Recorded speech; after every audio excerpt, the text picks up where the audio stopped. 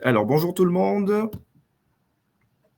Bienvenue dans ce webinaire. J'espère que vous nous voyez et que vous m'entendez pour ce webinaire dans lequel nous allons vous proposer un retour d'expérience du CEREMA sur un accompagnement sur un projet de conduite du changement via l'adaptive learning. Est-ce que donc vous avez un chat sur votre droite dans lequel vous pouvez écrire. Est-ce que vous pouvez me dire si pour vous, bonjour, vous entendez bien, vous voyez bien, vous avez le son, est-ce que ça fonctionne? A priori, oui.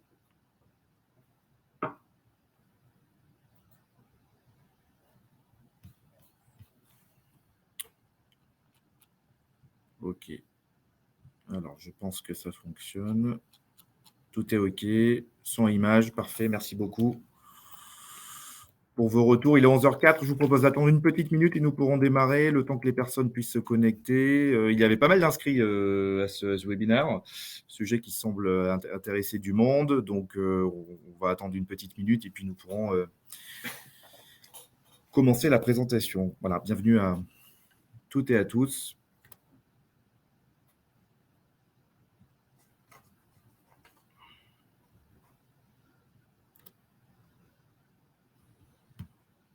Je vois qu'il y a encore des personnes qui se connectent.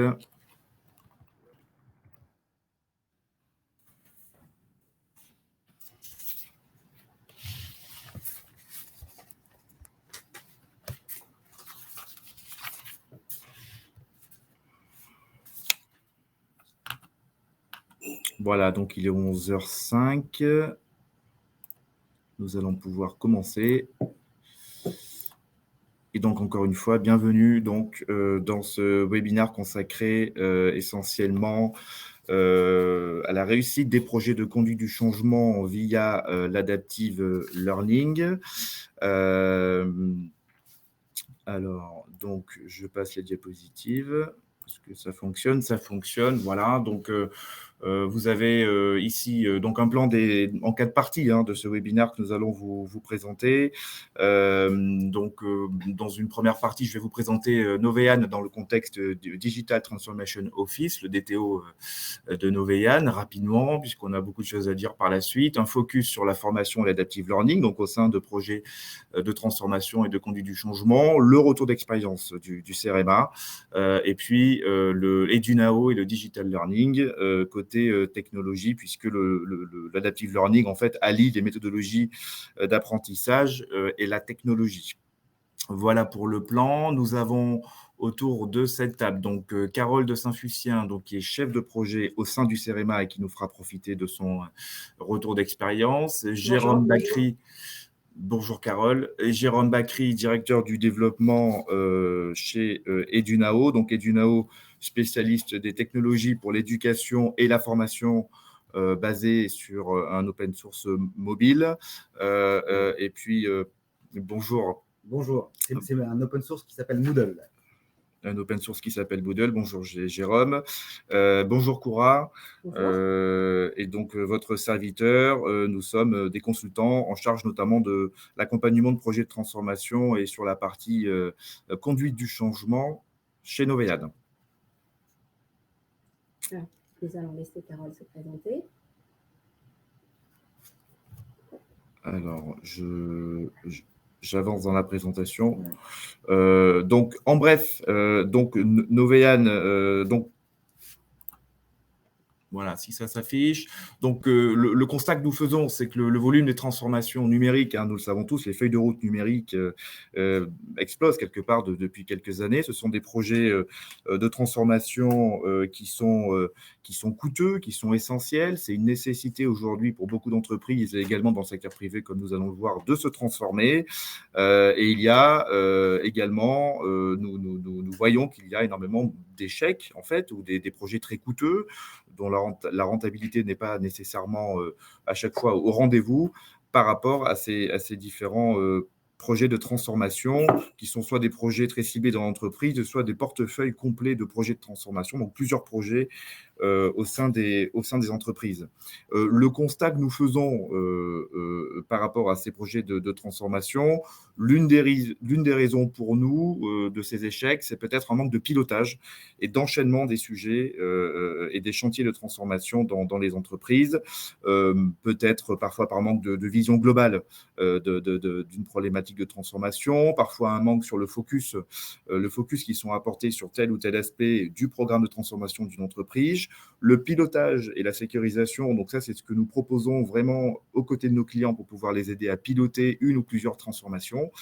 Et le fait également de pouvoir agir en accompagnant et en voyant les premiers projets, les premiers sujets, des problèmes, des premières transformations complexes, pouvoir les accompagner pour pouvoir faire des itérations et pour pouvoir enchaîner correctement les différents domaines de la transformation. Côté conduite du changement, donc ce sur quoi nous intervenons beaucoup avec courage chez Novéane, c'est l'agilité, la responsabilisation des acteurs, également chez le client, dans les entreprises et dans le secteur public, dans ces transformations, pour pouvoir quelque part ancrer une certaine culture de la transformation au sein des entreprises. Donc, voir pour agir, pouvoir aider à piloter et enchaîner les différentes transformations, c'est ce que nous tâchons de réaliser et d'accomplir chez Novéane. Donc, en fait, Novéane, en quelques mots, cabinet de conseil français, un peu plus d'une centaine de collaborateurs, c'est environ 13 millions d'euros de chiffre d'affaires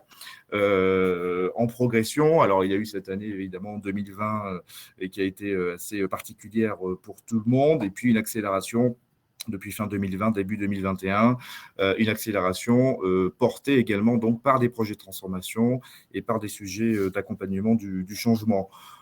Il est à noter que nous investissons une partie de notre chiffre d'affaires en recherche et développement pour arriver à être à l'intégration permanente des meilleures pratiques, de l'innovation, de l'accompagnement de nos clients. Et c'est via ces budgets investis en recherche et développement, notamment, entre autres, que nous avons développé le Digital Transformation Office et que dans cette logique, nous avons également investi le champ de l'adaptive learning pour muscler, pour renforcer notre accompagnement, pour personnaliser les parcours de formation et d'accompagnement du changement des collaborateurs au sein de l'entreprise. Nous intervenons sur des problématiques donc de pilotage de projet, programme de transformation, assistance à maîtrise d'ouvrage, la mise en place de schémas directeurs, le pilotage en effet de tous ces chantiers, sur la gestion de projets classique cycle en V et sur de l'agilité, Spotify, Safe et également donc que ce soit encore une fois dans le domaine privé ou dans le domaine public. Voilà. Le Digital Transformation Office est un ensemble d'éléments, d'outils, d'expertise, de pratiques que nous avons combinés, nos expertises chez Novéane qui ont été combinées pour pouvoir justement offrir cette souplesse et cette vision globale tout en conservant la capacité à faire des focus spécifiques dans l'accompagnement de nos clients. N'hésitez pas évidemment à nous contacter pour, si vous voulez, en savoir plus, puisque nous allons avancer assez vite sur cette présentation pour pouvoir aller au cœur du sujet, qui est donc le sujet du jour, notamment un focus sur donc dans cet accompagnement, dans cette agilité, dans cet accompagnement du changement, un focus sur la formation, l'apprentissage, la montée en compétences des collaborateurs et puis cette culture de changement qui devient en fait régulière depuis pas mal d'années maintenant, et l'adaptive learning qui permet donc en 2 mots d'accompagner les individus dans la transformation des entreprises. Donc ce qui est important pour nous, c'est de faire entrer le changement et l'état de l'art de ces pratiques dans la culture d'entreprise. Donc, ça passe, par exemple, 2 exemples de facteurs clés de succès, parmi d'autres, par une campagne de notoriété qui est l'idée de sensibiliser l'ensemble de l'organisation au changement et de créer un climat favorable au changement, en 2 mots, et puis le succès appelant le succès par des premiers projets, par des premières réussites, par des premières transformations, pouvoir impliquer de plus en plus l'organisation, le management, le top management et les collaborateurs au sein de l'entreprise. Donc 2 des facteurs clés de succès identifiés, il y en a d'autres. La réussite, pour nous, c'est créer l'envie par l'exemple. Donc, on essaye, lorsque nous accompagnons des clients, de mener à bien des premiers projets pour pouvoir ensuite aussi transmettre ces méthodes et ces façons de faire, ces visions, ces focus, ces feuilles de route à nos clients, pour aller les transférer à nos clients. Et puis, personnaliser les parcours, donc c'est dans le cadre de l'adaptive learning, et puis finalement du changement également personnalisé à l'image de cette illustration que vous avez sur la gauche de l'écran, qui est le palais de la Peña à Sintra, à côté de Lisbonne, qui en fait symbolise un petit peu le fait qu'il y a une entreprise, une structure, une organisation, mais différentes couleurs à l'intérieur. Ça veut dire différentes équipes, différentes filiales, business units, différents collaborateurs. Et nous voyons bien qu'aujourd'hui, c'est en personnalisant les parcours que nous pouvons mieux réussir ces transformations. Donc, l'adaptive learning, rapidement, c'est quoi? C'est un terme anglo-saxon qui signifie tout simplement apprentissage personnalisé, individualisé, c'est-à-dire individualiser les parcours, les apprentissages par collaborateur et par équipe aussi, c'est important, au sein d'une structure. Et donc, ce sont des nouvelles méthodes d'apprentissage qui s'allient finalement à la technologie. Donc, la technologie, les technologies numériques et ce que l'on connaît vient au renfort de l'apport pédagogique qui lui-même change et avec des méthodologies qui elles-mêmes sont nouvelles et tous les jours évoluent pour pouvoir vraiment accompagner les uns et les autres de façon personnalisée pour l'ensemble de la structure. Voilà, j'espère que je ne suis pas allé trop vite. Je vous propose d'enchaîner donc sur le sujet qui nous intéresse aujourd'hui, c'est le retour d'expérience et la mise en pratique d'un projet, donc pour le compte du CEREMA, dont va vous parler dès à présent Carole. Oui, merci. Je vous en prie. Donc, bonjour à toutes et à tous. Donc, je suis Carole de Saint-Fucien, je suis chef de projet au CEREMA. Je vais revenir un petit peu sur ma mission ensuite. Qu'est-ce que le CEREMA? Le CEREMA, c'est un établissement public. C'est le centre d'études et d'expertise sur les risques, l'environnement, la mobilité et l'aménagement. Donc, c'est un établissement public qui est tourné vers l'appui aux politiques publiques. Nos bénéficiaires, ce sont les collectivités, les maîtres d'ouvrage, les entreprises et bien sûr les porteurs de politiques publiques. On a de nombreux domaines d'action. Ça va de l'infrastructure des transports jusqu'à la mer, en passant par les bâtiments, les villes, la mobilité, les passages piétons. Enfin voilà, il y a énormément de choses, le ferroviaire. On intervient vraiment sur beaucoup de secteurs pour appuyer les politiques publiques. Et si on regarde sur cette diapositive un petit peu les mots-clés qui nous guident dans le travail du CEREMA aujourd'hui, c'est notre ADN que je retranscris ici. Donc l'idée, c'est vraiment d'apporter de l'innovation dans les politiques publiques pour prendre en compte les usages et les besoins des territoires. C'est également d'avoir un haut niveau d'expertise en termes d'ingénierie et de compétences pour toujours servir ces territoires. Et puis d'avoir des savoir-faire et une grande technicité à la pointe de la technologie et des méthodologies innovantes. Si on regarde un petit peu le contexte du CEREMA en chiffres, ça va expliquer pourquoi on est là aujourd'hui. Il y a 2400 agents qui sont répartis sur tout le territoire français et outre-mer. On travaille avec un budget de 240 millions d'euros par an, dont 40 millions de ressources propres, et le reste étant le financement de services de charges publiques, donc de l'État. Il y a 23 sites, c'est beaucoup, 23 sites répartis sur le territoire national et ultramarin. Chaque site ayant par ailleurs ses propres compétences selon là où il est situé. Forcément, si c'est près de la mer ou près de la montagne, il ne va pas y avoir les mêmes compétences ou les mêmes expertises. Donc, il y a beaucoup de challenges autour de ça.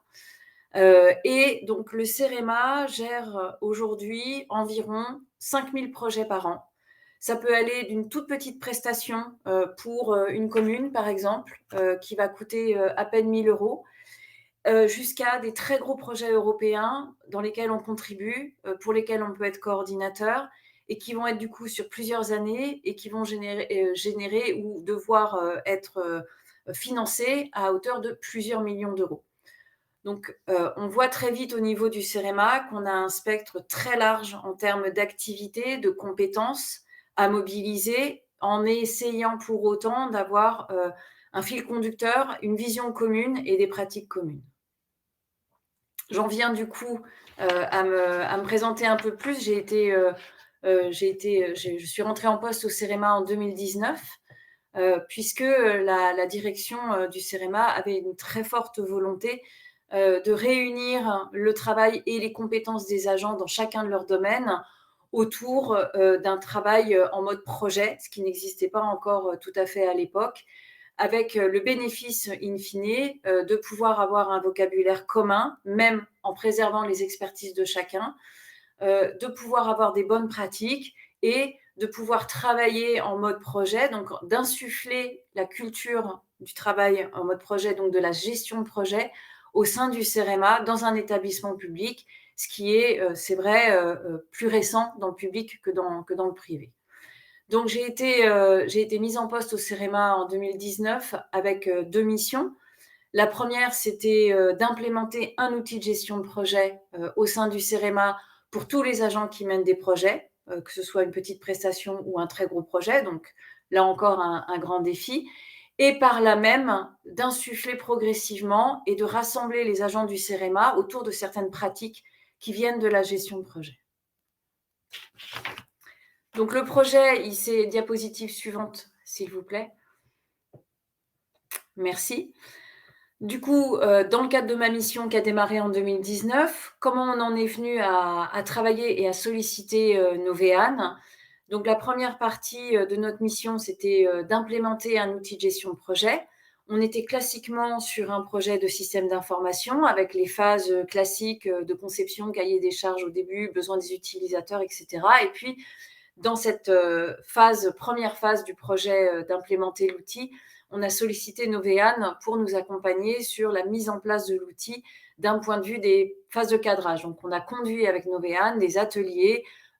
C'est assez classique, mais ça a été très précieux, assez régulier avec les utilisateurs de l'outil pour pouvoir écrire des cas d'usage, c'est-à-dire retranscrire l'activité des agents, quelles que soient leurs expertises, à travers des cas d'usage de l'outil pour gérer un projet. Ça, c'était la première sollicitation. Et puis, une fois que l'outil a été mis en place, paramétré et mis à disposition des 2000 utilisateurs du CEREMA, nous avions bâti un plan de formation très solide, très important, parce qu'on savait que dans la réussite du changement, il fallait vraiment embarquer les utilisateurs sur cet outil. Et pour ça, on avait déployé beaucoup de force sur la partie formation. Donc, on avait prévu un plan de formation en présentiel sur les 23 sites avec des formateurs internes du CEREMA et avec un ensemble de formateurs externes qui venaient de Novéane. Donc, on a vraiment travaillé en parallèle avec eux sur tout ce plan de formation. On l'a préparé.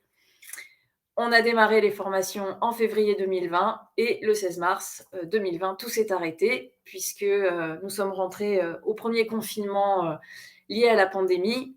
Et donc là, forcément, comme vous pouvez l'imaginer, un plan de formation en présentiel pour 1250 agents qui s'arrête net, forcément, ça s'appelle la gestion de projet, justement, et des imprévus.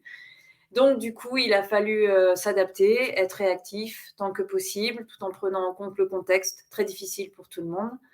Et on a mis en place à ce moment-là des formations en distanciel. Et on a commencé un petit peu, du coup, à rentrer dans le mode de l'adaptive e-learning. À ce moment-là, bon, c'était pas encore tout à fait l'outil qu'on va vous présenter ensuite, mais c'est vraiment le contexte qui nous a emmenés, nous, au CEREMA, à se poser la question de maintenant, on a toujours au moins 800 agents à former, ils sont répartis sur 23 sites, même plus que ça, puisqu'ils sont chez eux, comment fait-on? Donc cette formation en distanciel, elle a eu lieu de mars à juin 2020, donc en plein confinement. On a réussi finalement à rattraper, à toucher et à former la plupart des agents, alors avec les inconvénients du distanciel et les avantages aussi de découvrir ce mode de formation et de voir un petit peu ce qu'on pouvait en tirer comme bénéfice ou comment s'améliorer, de quels outils on aurait besoin pour aller plus loin, à partir du moment où on allait être certainement pendant longtemps à distance de nos agents.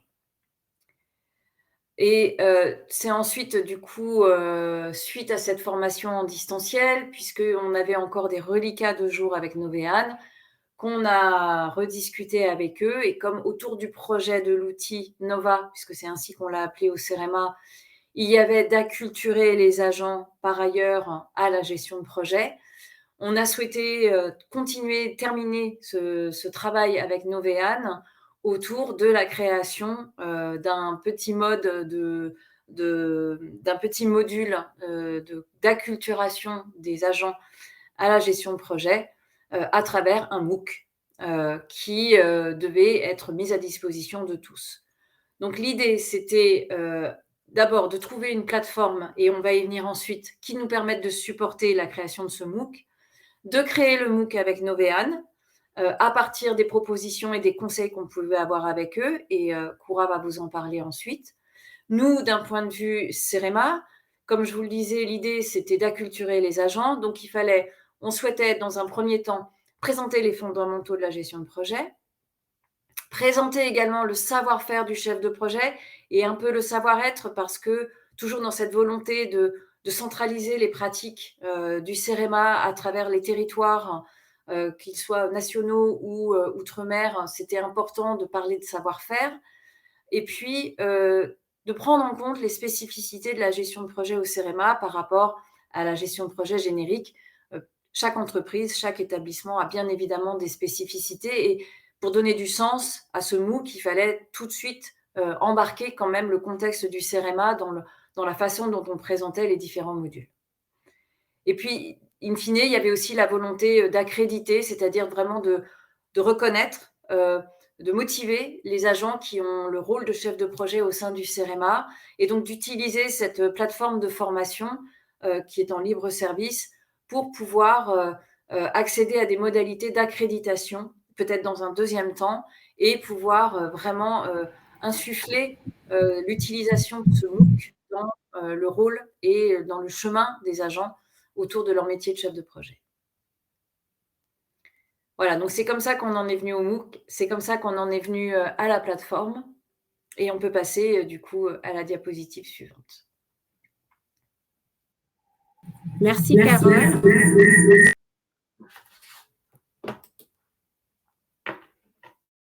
Très bien. Merci beaucoup, Carole. Du coup, je vais parler de la stratégie de formation sur ce projet en 2 minutes. Comme disait Carole, sur ce projet, nous avions un double objectif, donc proposer un dispositif de formation alliant une flexibilité et une meilleure gestion du temps de travail, tout en préservant l'autonomie et la montée en compétences des chefs de projet du CEREMA. Un des autres objectifs, donc, c'était de personnaliser ce parcours de formation par profil et par niveau de maturité dans une dynamique de progression, et aussi en ayant un dispositif de type blended learning, donc c'est-à-dire avec des moments de formation en présentiel, à distance, synchrone et asynchrone. Donc, pour faire tout cela, donc, on a identifié une première étape donc, qui consistait à réaliser une cartographie du niveau de maturité des chefs de projet du CEREMA à travers un questionnaire avec des questions de différentes complexités. Donc, on pouvait avoir des questions allant de la simple connaissance du Gantt projet à la définition du chemin critique, qui finalement est un peu plus complexe comme notion. Et cette cartographie donc, nous a permis de faire ressortir plusieurs groupes de chefs de projet avec des niveaux différents. Donc, en premier, nous avions le niveau connaissance avec pour objectif l'acculturation, comme disait Carole tout à l'heure, pour permettre aux personnes formées de comprendre les fondamentaux de la gestion de projet et s'en rappeler par la suite. Donc, ensuite, Benjamin, je te laisse expliquer, s'il te plaît. Donc, ensuite, on avait le deuxième niveau, donc, qui était le niveau compétences, donc, qui permet de pouvoir appliquer les notions vues en formation sur l'activité professionnelle de tous les jours et de s'en rappeler. Et enfin, on avait un troisième niveau, donc, qui était le niveau expertise, pour être en capacité de décider, d'arbitrer si besoin et de coacher les collègues Donc, ces 3 niveaux ont des modalités pédagogiques différentes, mais surtout complémentaires, et qui peuvent bien sûr être sanctionnés par un diplôme, un passeport ou différentes modalités de validation des acquis. Donc voilà, et donc la stratégie de formation, une fois qu'elle a été faite, notre principal challenge en fait a été de trouver un outil donc, qui nous permettra d'atteindre nos ambitions. Donc Carole, je te laisse compléter si tu veux cette stratégie. Oui, je souhaitais revenir sur cette diapositive parce que du côté du CEREMA, cet exercice de cartographie et d'échange avec Novéane a été à la fois structurant et à la fois rassurant. Structurant parce que du coup, ça nous a donné une feuille de route ensemble sur la réflexion qu'on a menée et le résultat que vous voyez là.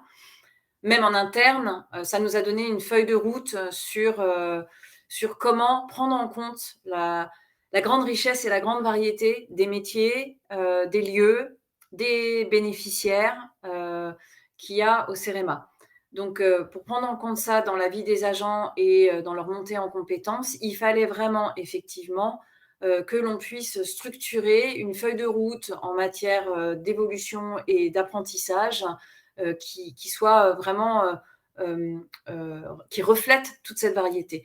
Et là-dessus, donc avec ce travail de cartographie, ça a été particulièrement pertinent. Et ça a été rassurant, comme je vous le disais, parce que du coup, maintenant, le fait d'avoir, c'est assez classique, hein, mais d'avoir une feuille de route comme ça, où on a pu poser, prendre en compte les spécificités du CEREMA dans un outil finalement qui peut être générique, mais qui va vraiment s'adapter à l'établissement, c'était rassurant et ça nous a permis de se dire, OK, on sait comment on va faire et on sait vers quoi on veut aller et comment on peut y aller.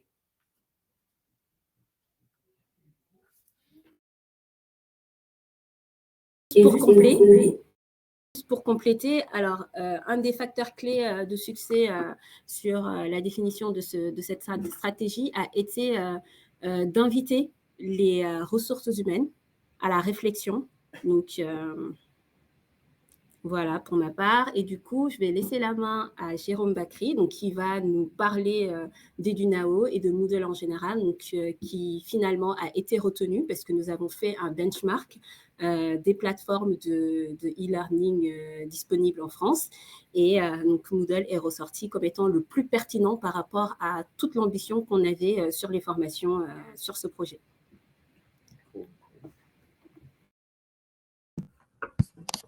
Bonjour, donc Jérôme Bakri.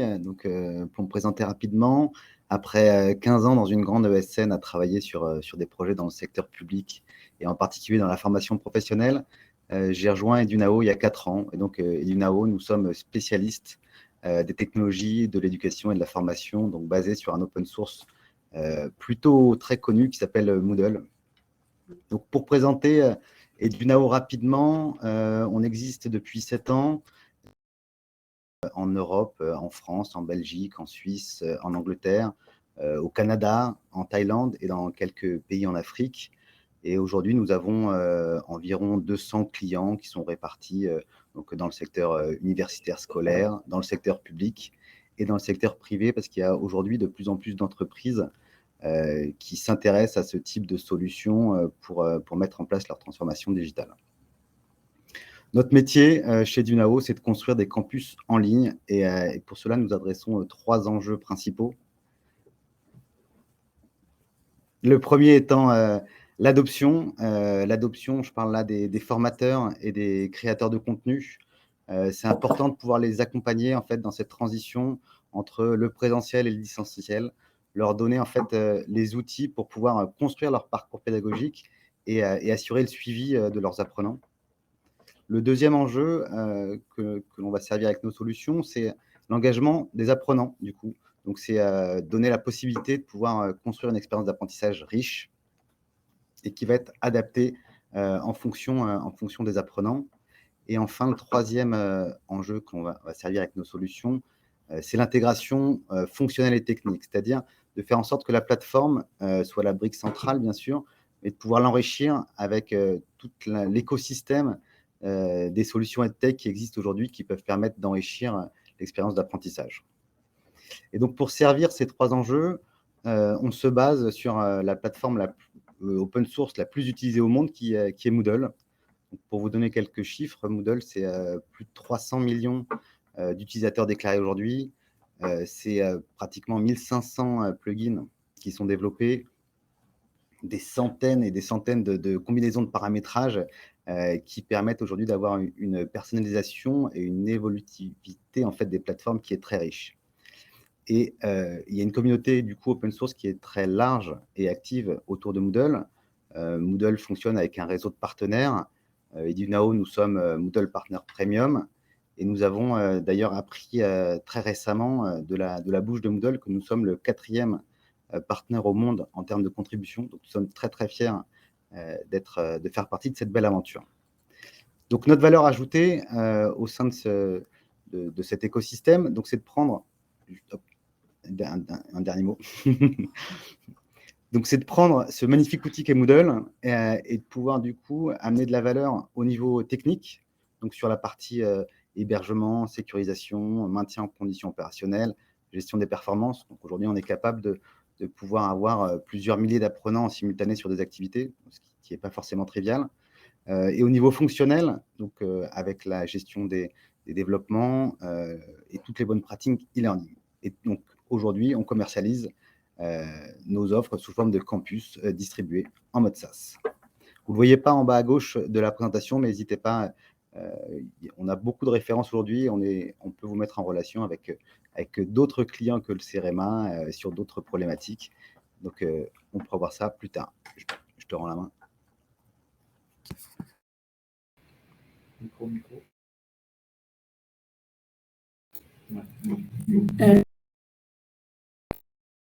Du coup, pendant que Benjamin affiche la vidéo, je vais vous parler rapidement des contenus des formations. Donc, du coup, nous avons réalisé 4 chapitres de formation sur les fondamentaux de la gestion de projet, avec d'une part tout le texte associé à ces chapitres, donc les définitions, les règles de gestion du CEREMA, les processus, mais également les vidéos de type capsule dont je vous parlerai tout à l'heure.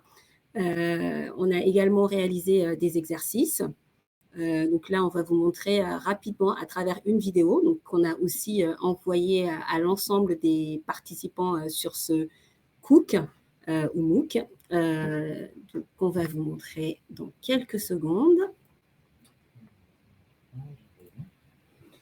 Alors, donc les aléas du direct, le temps que la vidéo se charge, entre autres. Et ce qui est bien aussi, donc c'est bien, donc ça s'affiche, très bien. Alors, du coup, nous avions donc 4 gros chapitres sur la gestion de projet. Donc, on a réutilisé les réalisations du CEREMA sur les vidéos. Alors, ce qui était important de savoir, c'est que ce sont des vidéos en libre accès, disponibles en continu, qui permettent aux personnes de se former à leur rythme. En premier chapitre, on avait la gestion de projet, la définition, les acteurs, l'intérêt de cette gestion de projet et surtout les types de projets au CEREMA. On avait également un chapitre sur le triptyque coût, délai et qualité, donc qui permet d'arbitrer sur les projets si besoin, donc qui est un outil clé pour le chef de projet. On avait également une vidéo, un chapitre sur le rôle des acteurs du CEREMA, donc les acteurs, leur rôle et leurs responsabilités, et aussi un zoom sur le planning du projet, donc que ce soit en termes d'outils, avec des focus sur le Gantt, les imprévus en termes de planification, quelques définitions, des tâches, du plan capacitaire, entre autres. Donc là, on va revenir sur la présentation rapidement. Et du coup, je vais vous parler des types de médias que nous avons utilisés en particulier pour intégrer cela dans les différents chapitres de formation. Alors, nous avons utilisé des vidéos capsules de 3 à 5 minutes avec une moyenne de 3 minutes sur les vidéos. Donc, tu peux changer de slide, s'il te plaît. Alors, donc, je disais qu'on avait des vidéos capsules, donc de 3 minutes environ, avec différentes typologies de vidéos. Donc, on pouvait avoir des animations de type dessin animé, donc de type cartoon, qui s'affiche avec une mise en situation. J'attends que la slide se présente, ce sera plus parlant pour vous.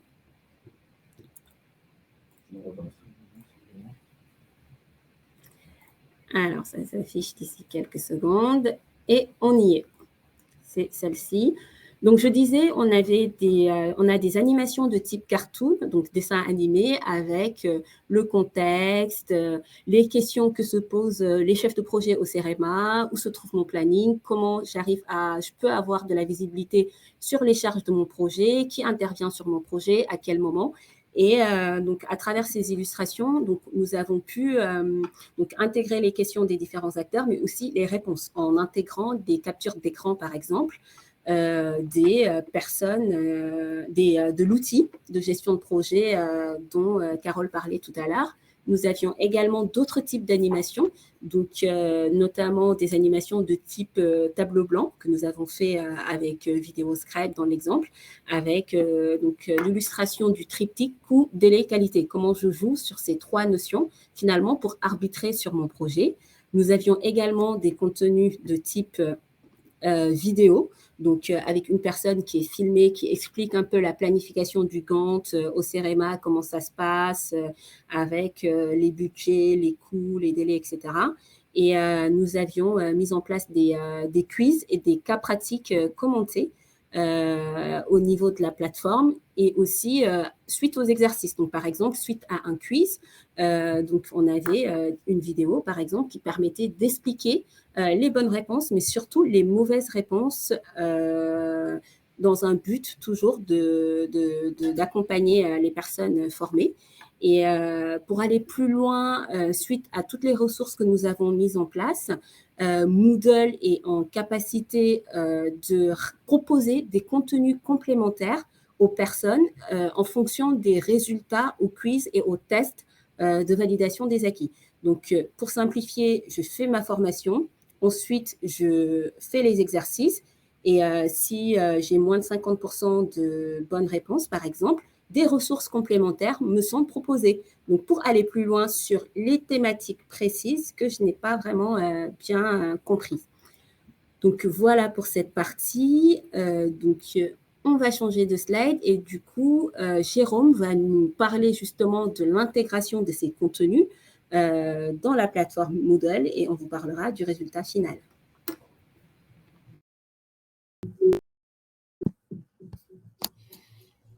Sur la partie mise en place du projet, donc, assez classiquement, hein, ça a été fait en 2 phases. Une première phase de construction qui a été fait en partenariat avec les équipes Novéane et avec le CEREMA. Et le but a été de prendre justement cette expression de besoin et de la traduire dans une matrice d'exigence sur laquelle on a pu construire la plateforme avec les bons plugins, les bons paramétrages pour qu'elle puisse correspondre aux besoins nécessaires pour le projet. Et dans cette phase également de construction, il y a une phase d'accompagnement et de formation.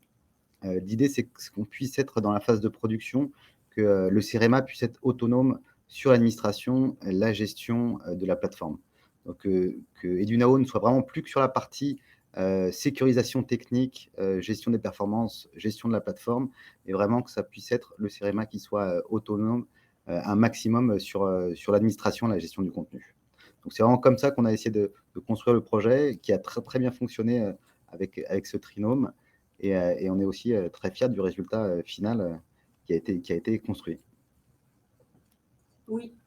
Alors, je prends le micro. Très bien. Alors, Jérôme nous a livré une plateforme déjà calibrée. Mon travail a été d'intégrer la stratégie de formation sur la plateforme, de définir le parcours pédagogique finalement de l'apprenant, des apprenants, sur la plateforme, de mettre le contenu, les processus, de telle sorte que ce soit le plus simple possible pour les différents apprenants. Et donc, on a aussi customisé cette plateforme. Donc, on voit le résultat final par rapport à la charte graphique du CEREMA. Donc, nous avons fait ce projet en 3 mois. 3 mois et donc, ça nous a... Donc, on a travaillé tous ensemble et ce qui était aussi important, c'est qu'on a été formés par Moodle. Donc, 1 jour et demi, c'est ça, Jérôme? Ouais, sur 1 journée et demie. Donc, c'était une prise en main simple parce que pour le coup, je connaissais d'autres plateformes de Learning Management System, mais pas forcément Moodle. Donc, voilà pour cette partie. Donc, n'hésitez pas, si vous avez des questions, des remarques, à nous les communiquer sur le chat. Donc, on vous écoute.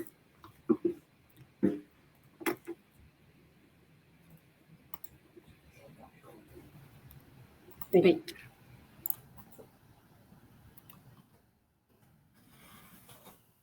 Voilà, merci à tous pour ces différentes interventions, ces différentes explications par rapport à ce retour d'expérience, donc de l'accompagnement du CEREMA par Novéane avec Edunao. Alors, je vois qu'il y a des échanges de mails et de contacts sur le chat. N'hésitez pas si vous avez des questions, des réflexions. Nous nous tenons évidemment à votre disposition et nous vous transmettrons nos coordonnées et nous vous contacterons pour avoir un peu votre sentiment sur ce webinaire, si vous souhaitez poursuivre évidemment la réflexion et si ce sont des sujets peut-être qui vous occupent et qui vous intéressent dans vos différentes organisations. Nous avons une question pertinente de Manon. Qui nous demande, donc, suite à l'accompagnement de Novéane et Edunao, comment vous vous en sortez dans l'administration de la plateforme? Est-ce simple? Avez-vous rencontré des difficultés? Je pense que la meilleure personne pour répondre à la question. Donc, oui. Carole, est-ce que tu peux partager ton retour d'expérience? Parce que du coup, le projet s'est terminé. On vous a livré la plateforme, même si on échange quotidiennement. Donc, toutes les modifications depuis 3 mois, c'est toi qui les fais. Peux-tu nous partager ton retour d'expérience? Oui, tout à fait. Alors, que ce soit le département de développement des compétences côté ressources humaines ou l'équipe Nova côté outils de gestion de projet, la prise en main de la plateforme Edunao a été très simple. La formation d'1 jour et demi a été très utile. Il y avait un support évidemment dont on s'est servi ensuite.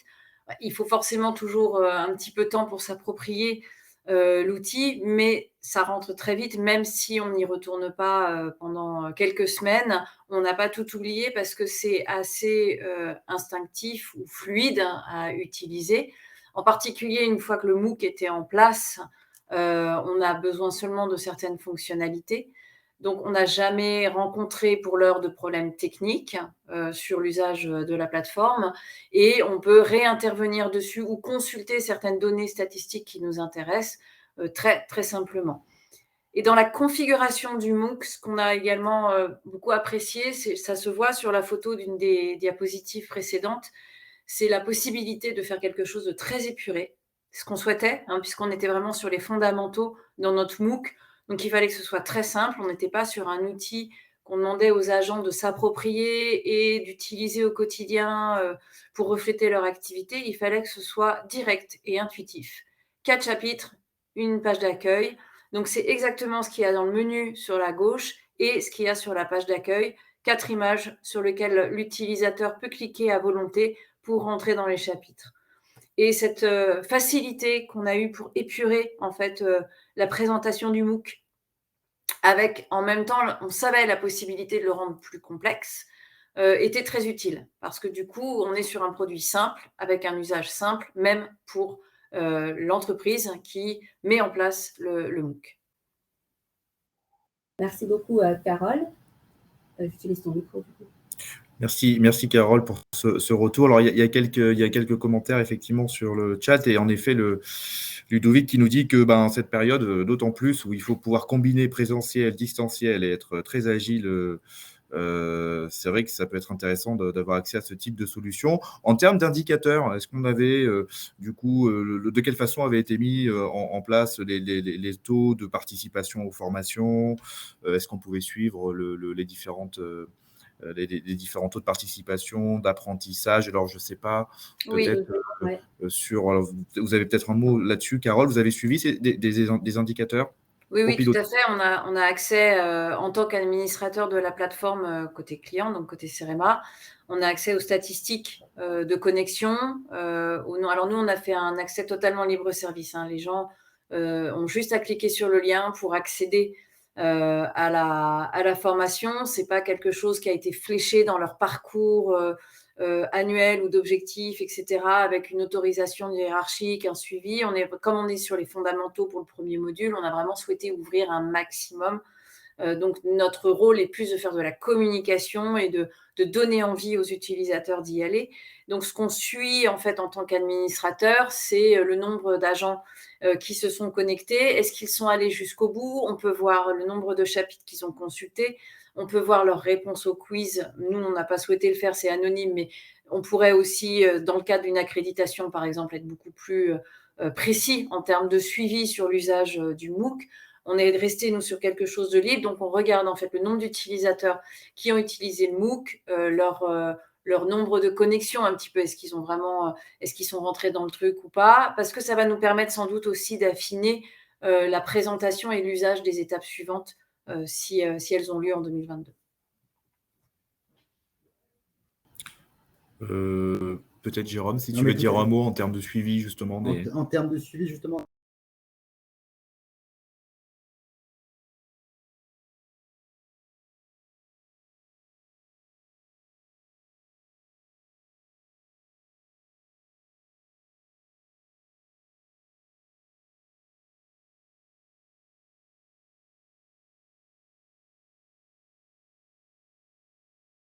Je ne sais pas si on m'entendait du coup. Non, je crois qu'on Merci. Ce que je disais, c'est que la boîte à outils de Moodle est très riche et que le choix qui a été fait, ce que disait Carole tout à l'heure, c'est d'avoir quelque chose d'épuré pour pouvoir lancer la plateforme. Et ça répond un peu aux questions qui arrivent après sur la motivation, je pense aussi, et l'adoption par les apprenants. Donc, il y avait une première phase qui permet de mesurer l'activité de manière assez basique des apprenants. On peut aller plus loin dans un deuxième temps si c'est nécessaire et si le CEREMA en éprouve le besoin. On va prendre la main avec le micro. Donc, en effet, tout un tas d'indicateurs qui nous permettaient, si je résume, de suivre les utilisateurs, probablement également par groupe d'utilisateurs pour suivre les vidéos, suivre les formations, les participations, ce qui permet effectivement, donc, dans l'adaptive learning, de mettre en place des parcours personnalisés et puis bien sûr de pouvoir les piloter et de pouvoir les suivre. Donc je pense que ça répond à un certain nombre de questions qui ont été posées. Tu souhaites ajouter quelque chose, Koura? Oui, alors du coup, effectivement, donc vous avez répondu à la question. Donc on a une autre question qui concerne la motivation des équipes à suivre ces formations. Et du coup, ça me fait sourire parce qu'avec Carole, nous avons fait un point en début décembre pour préparer ce webinaire. Et du coup, la première question que je lui ai posée, c'est « Alors Carole, combien de personnes ont suivi les vidéos? Quel est le retour ?» Carole, je te laisse parler du retour des chefs de projet parce que c'est une question également qui a été posée par rapport à ces vidéos de e-learning et tout ce parcours de formation. Et ensuite, je vous parlerai des actions mises en place pour motiver les personnes à suivre les formations. Donc, actuellement, Carole, du coup, Ah oui. Tu m'entends pas? Si, d'accord. D'accord. Actuellement, on a plus de 200 agents qui ont suivi le module. Il faut savoir que sur ce premier module, on visait beaucoup des agents qui, comme c'est vraiment les fondamentaux, qui n'ont pas encore beaucoup de compétences et qui sont vraiment dans l'acculturation. Donc, on a une cible de 800 à peu près, comme on l'a pu le voir sur la structure des différents modules qu'on envisage de faire.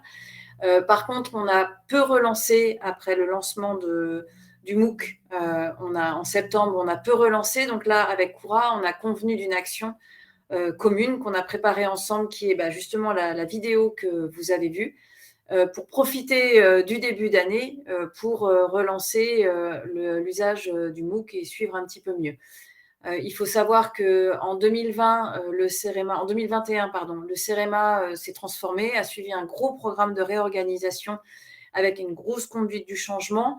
Donc, dans la politique ou dans la stratégie qu'on a autour de la mobilisation, il faut choisir aussi un peu le moment. Et c'est pour ça qu'on a préféré attendre le début d'année, mais ça, c'est une stratégie propre à notre établissement et tout le monde n'est pas dans le même niveau d'urgence, d'attendre le début d'année pour relancer sur l'usage du MOOC à travers cette vidéo qui va être communiquée demain, à travers notre service de communication. C'est bon. Oui, merci beaucoup, Carole. Effectivement, alors il faut se dire une chose, c'est que c'est bien de faire des MOOC, de les mettre à disposition des apprenants.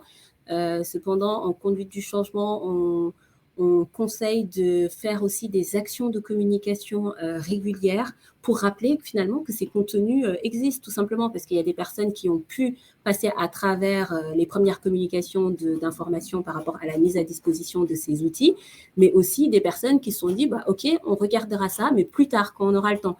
Donc, des actions de communication à fréquence définie, par exemple, chaque 2 mois ou chaque mois pour rappeler que ça existe, ou en tout cas ciblées par rapport aux extractions de Moodle, le nombre de personnes qui n'ont tout simplement pas été formées et envoyer des communications ciblées à ces personnes avec une relance. Ce qui est bien apprécié aussi en conduite du changement, c'est d'intégrer le management de proximité, donc d'en parler aux managers en disant « Pensez à rappeler à vos équipes qu'il y a des formations de gestion de projet ou autres qui existent et qui sont accessibles sur telle plateforme. » Donc, Carole parlait d'une action conjointe en décembre justement pour relancer les chefs de projet et du coup, c'est une vidéo qu'on a réalisée et qu'on a vue tout à l'heure sur les différents chapitres qui existent sur ce projet et qu'on va partager avec l'ensemble des chefs de projet du CEREMA, donc les 550 qui n'ont pas été formés, pour qu'elles puissent aller regarder ce MOOC. Donc, suite à ce partage, donc, je pense qu'on aura plus de personnes qui se connecteront et regarderont le MOOC. Donc, Benjamin, je te relaisse la main car on a une question sur les conditions préparatoires pour se lancer dans l'adaptive learning. Merci. Merci Koura. Donc, en effet, pas mal de questions sur ce sujet qui semblent vous intéresser. S'agissant des conditions préparatoires, alors c'est justement la valeur que nous essayons d'apporter à nos clients. C'est ce qui s'est passé dans ce projet-là pour le CEREMA, c'est-à-dire en fonction de votre culture d'entreprise, de ce que vous avez mis en place, de votre logique pédagogique interne portée par les ressources humaines, mais portée aussi parfois par les différents départements, services, business units et par les managers eux-mêmes, de pouvoir ensemble justement regarder l'existant, toujours pour voir comment aujourd'hui sont déployés chez vous les parcours de formation sur tel ou tel sujet. Est-ce qu'on a des parcours, évidemment, des troncs communs classiques pour l'ensemble des collaborateurs? Ça peut être des parcours également d'onboarding pour des nouveaux collaborateurs qui vont rejoindre vos entreprises. Et puis sur des sujets spécifiques, sur des focus, sur des projets de transformation, sur la mise en place de feuilles de route numériques. Et c'est là toute la puissance du Digital Transformation Office, du DTO Novéane que nous avons développé, c'est de pouvoir réunir nos expertises. Et puis, s'agissant de vos formations, de vos apprentissages sur un changement ponctuel ou un changement continu qui va impacter et qui va emmener votre organisation vers une transformation, de pouvoir, en fonction de votre existant, avec vous, en formant également des personnes de chez vous, de mettre en place les meilleurs parcours de formation par personne, par équipe, par service, et d'utiliser, donc c'est tout l'intérêt de l'adaptive learning, d'utiliser la technologie pour pouvoir avoir ces reporting et permettre à chaque collaborateur d'avoir un parcours qui soit personnalisé. Donc nous, chez Novéane, ce que l'on fait, c'est que l'on écrit avec vous ces parcours, évidemment. On va les challenger ensemble, les écrire, les penser, s'accorder avec votre culture interne et vos services, notamment ressources humaines, dans certains cas, pour pouvoir se dire, bon, alors les parcours, on va les travailler ensemble, on va vous les proposer, et puis on va allier avec la technologie. Il y a des MOOC, il y a du blended learning, et il y a aujourd'hui tout un tas de technologies possibles, y compris jusqu'à l'application mobile que l'on peut avoir dans son téléphone, ou un espace personnalisé sur l'intranet de son entreprise pour pouvoir suivre des parcours de formation. On peut imaginer un collaborateur qui va commencer un premier parcours de formation, qui va en démarrer un second, qui va franchir des étapes dans différents parcours, et tout cela peut être suivi par le service RH ou par le manager en mode individuel, en mode équipe, et ça permet aussi aux collaborateurs d'avoir une certaine souplesse dans ses choix de parcours internes. C'est tout l'intérêt de démultiplier ces parcours et d'avoir également des troncs communs et des diffusions communes, et puis aussi de récupérer de la part des formés eux-mêmes, des collaborateurs et des collaboratrices formés, les retours sur les formations, parce qu'on peut ensuite, évidemment, c'est l'itération dont on parlait tout à l'heure, améliorer ces parcours, les muscler, les orienter, pour que, effectivement, on puisse à la fois personnaliser et à la fois respecter la culture de l'organisation en place ou de l'entreprise, et vous transmettre, imaginons que l'on vous accompagne sur un premier sujet, vous transmettre ensuite les clés pour pouvoir vous permettre d'avancer et de continuer dans la logique que l'on aurait pu ensemble mettre en place. Donc, il n'y a pas nécessairement des conditions bloquantes, hein. C'est en fonction de chaque organisation que l'on va proposer un plan d'action pour pouvoir emmener les collaborateurs dans un ou plusieurs changements et dans vos transformations. Alors, nous avons quelques questions. Alors, le son est bien revenu. J'espère que vous m'entendez tous très bien. Alors, au niveau des logiciels, alors c'est un ensemble de technologies. Voilà, donc nous, on va s'appuyer, donc nous sommes appuyés sur Edunao et sur la solution Moodle dans le cadre de ce projet.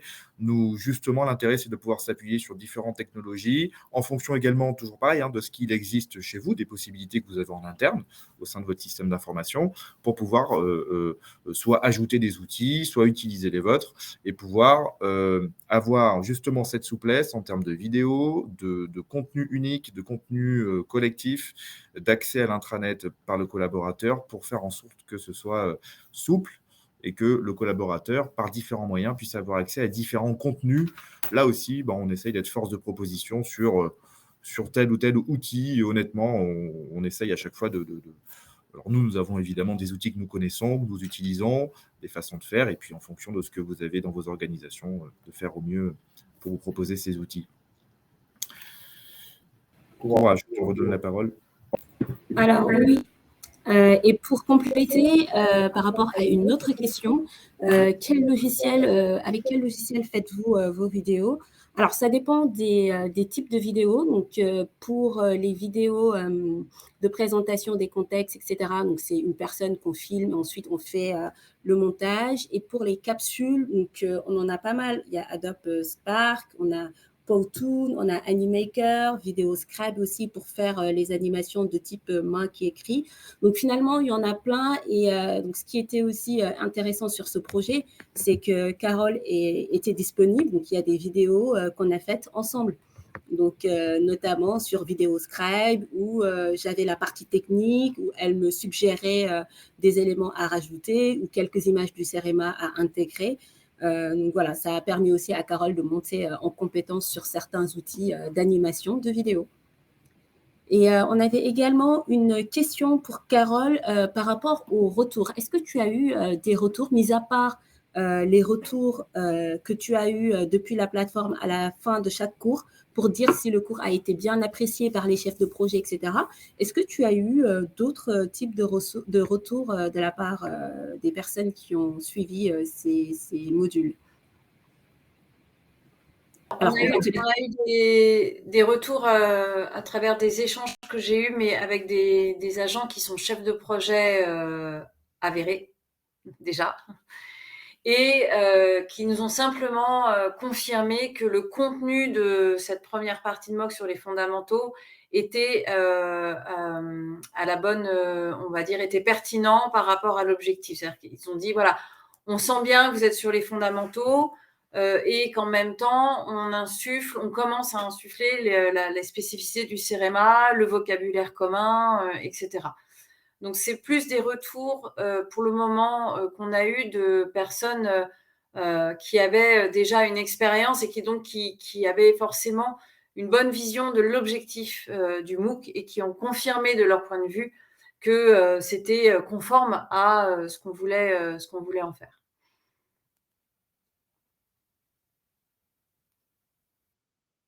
Ouais. Benjamin, je te relaisse la main. Merci. Merci à vous. Alors, est-ce que nous avons des questions sur lesquelles nous pouvons répondre? Au niveau de la méthodologie de gestion de projet, peut-être. Alors, je pense qu'il y a 2 dimensions. Il y a la méthodologie qui a été bâtie, la méthodologie de gestion de projet pour accompagner les chefs de projet, puis il y a la façon dont les formations se sont déroulées. Carole, est-ce que vous avez senti une différence justement entre les deux? C'est-à-dire est-ce qu'il y a à la fois eu de l'innovation sur la méthodologie elle-même, c'est-à-dire sur l'apprentissage de nouvelles façons de faire en termes de gestion de projet, finalement, ce qui a été induit par cette façon de former les chefs de projet? Vous voyez ce que je veux dire? Est-ce que vous pensez qu'il y a eu un lien entre la façon dont les formations ont été déployées, l'adaptive learning et les MOOC, pour faire plus direct, et la gestion de projet elle-même, est-ce qu'elle a évolué? Peut-être, est-ce que ces 2 parties-là se sont combinées? Alors, oui, en fait, puisque initialement, le premier objectif dans l'équipe Nova, c'est l'outil de gestion de projet. En fait, le volet formation a commencé par cet outil. Et forcément, déjà à ce stade-là, on profitait d'apprendre l'usage d'un outil pour insuffler la méthode dont on souhaitait que les agents, qu'on souhaitait qu'ils utilisent pour gérer leur projet et certains vocabulaires. Et du coup, on a pu retranscrire ça en site. Donc, on est sur quelque chose de répétitif à travers le MOOC sur la gestion de projet, où il y avait du coup une cohérence dans l'apprentissage de l'outil, puis ensuite des fondamentaux de la gestion de projet et sur l'application des méthodes de gestion de projet au CEREMA. Après, dû à la grande variabilité des projets qu'il peut y avoir au CEREMA, même les méthodes de gestion de projet qu'on propose sont variables en fait. C'est-à-dire qu'on ne va pas suivre et on va pas appliquer les mêmes méthodes à un projet qui vaut 1 000 € et qui dure une demi-journée que sur un projet européen, par exemple. Donc, il faut rester à la fois sur une sorte de dénominateur commun qu'on va retrouver pour des formations à un outil ou pour des formations à une méthode et la façon dont on souhaite emmener les agents à travailler au CEREMA en mode projet. Donc oui, tout ça a du lien. Après, spécifiquement, dire que les méthodes s'appliquent et sont les mêmes, je ne peux pas dire ça parce que l'objectif n'est pas le même. Et à ce sujet, oui, je crois que oui. Et la prise en main de l'outil, finalement, cet apprentissage côté outil, la même méthode a fonctionné de la même manière? Vous avez utilisé les mêmes méthodes pour l'apprentissage de l'outil lui-même? Parce que c'était un apprentissage peut-être plus classique côté outil. Oui. Alors après, les 2 outils sont très différents. Un outil de gestion de projet, c'est quand même une base de données conséquente avec de multiples fonctionnalités qu'on va plus ou moins utiliser selon les profils, etc. Une plateforme qui propose un MOOC de gestion de projet, l'objectif, c'est vraiment d'aller au plus simple pour l'utilisateur. Donc, on ne va pas forcément non plus aborder les mêmes choses. Mais du coup, la prise en main d'un outil d'une manière générale, quand on est en mode gestion de projet ou pour faire de la gestion de projet, puisque finalement on est dans les 2 cas, ça va être un petit peu la même. C'est le volet administration, fonctionnalité, ne jamais perdre l'objectif, parce que c'est ça qui va déterminer aussi le succès à la fois de chaque outil, et revenir, mais ça c'est de la gestion de projet, revenir toujours à l'objectif et au cadre pour s'assurer qu'on continue vers quelque chose d'accessible. L'inconvénient de mettre à disposition aujourd'hui d'un ensemble de salariés ou d'un ensemble d'agents ou de collaborateurs dans une entreprise plusieurs outils, c'est qu'ils en ont de plus en plus. Je ne connais pas un service de ressources humaines qui n'ait pas entendu les salariés ou les agents dire qu'il y a trop d'outils, de plus en plus d'outils, qu'on répète parfois la même chose en plusieurs outils, etc. Donc forcément, dans la façon dont on va aborder l'usage d'un MOOC, on va veiller quand même à ce que ce soit pour le coup complètement ludique et où il n'y ait pas peut-être des choses à apprendre s'il y a une accréditation, si on veut aller à un certain niveau de learning personnalisé. Mais pour autant, on va veiller vraiment dans la préparation de l'outil à faire quelque chose de ludique qui a du sens et qui donne envie de consacrer du temps pour ses salariés et ses collaborateurs à un nouvel outil qui s'ajoute à déjà ceux qu'ils ont tout le temps. Et ça, c'est un vrai challenge dans l'adaptive learning, si je peux me permettre, avec mon retour d'expérience. C'est de trouver le moyen de situer cet outil-là comme quelque chose qui est vraiment bénéfique, purement bénéfique pour les salariés ou les collaborateurs. Et qu'il n'est pas quelque chose, derrière, on va leur demander de rendre compte ou de donner des informations, etc., ou de suivre leur activité. Et ça, c'est peut-être aussi la façon dont on aborde ce genre de préparation d'outils, c'est qu'il faut vraiment changer l'état d'esprit et être dans quelque chose de ludique et de bienveillant. Je pense même à la bienveillance est importante à travers la reconnaissance de l'intérêt de l'outil, etc., sur le e-learning, et puis de peut-être aussi de montrer le volet personnalisé. Ça s'adapte à toi parce que voilà, on a fait quelque chose de très large dans lequel tu vas apprendre 2-3 choses qui vont te servir au quotidien. Voilà, là, c'est personnalisé, ou ça s'adapte à toi parce que tu as déjà énormément d'expertise et on aimerait pouvoir la mettre au bénéfice du CEREMA et du coup, voir ensemble comment les modalités de gestion de projet qu'on présente dans ce module, qui sont très experts, vont avec tes compétences. Enfin, il y a plein de façons de le faire. Mais en tout cas, sur le e-learning, il faut vraiment aller sur quelque chose de bénéfique et de ludique parce que ça s'inscrit dans quelque chose dans lequel les utilisateurs ont déjà beaucoup de choses à faire au quotidien, quelle que soit leur entreprise. Merci, Carole. En effet, c'est un changement permanent. Alors finalement, Oui. dans les pratiques, les postures, l'utilisation de tous ces outils, c'est la raison pour laquelle on essaye justement à la fois d'avoir un message collectif, c'est-à-dire une vision, puis des focus sur des équipes et sur des personnes pour faire en sorte que la mécanique prenne et sur le sujet de la gestion de projet, pour faire en sorte qu'effectivement chacun puisse avoir sa trajectoire au sein de l'ensemble. Alors, je pense que nous avons répondu à certaines questions. Alors, en effet, vous aurez accès au support de présentation sur Webikeo, donc il va être mis en ligne. Vous aurez également accès au replay de ce webinaire sur Webikeo grâce à votre accès et votre compte Webikeo. Je pense que nous arrivons au bout. Alors, on a légèrement dépassé. Merci beaucoup pour vos questions. Ça a été assez dynamique. N'hésitez surtout pas, évidemment, à revenir vers nous quatre, si vous voulez approfondir ce sujet. Un grand merci, Carole, pour ce retour d'expérience et pour voilà, l'expérience que vous avez vécue au sein du CEREMA. Et puis, bonne suite et bonne chance parce que c'est effectivement quelque chose qui n'est pas terminé et qui va se poursuivre. Et bonne chance dans cette période, en effet, avec ces contraintes distancielles et sanitaires du mois de janvier. Donc, merci pour ça. Jérôme, merci beaucoup. Merci à vous pour l'invitation. Merci. C'était un très bon trino. Mais...